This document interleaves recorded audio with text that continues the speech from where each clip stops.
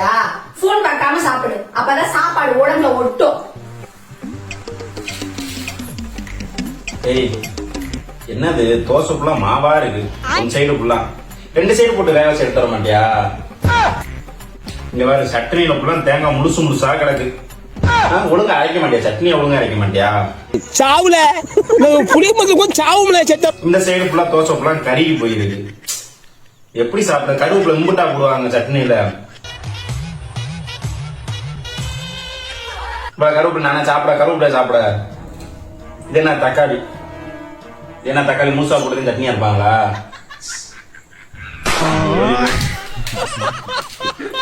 இவ்வளவு காரணம் அது.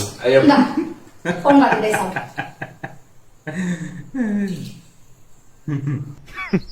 Women.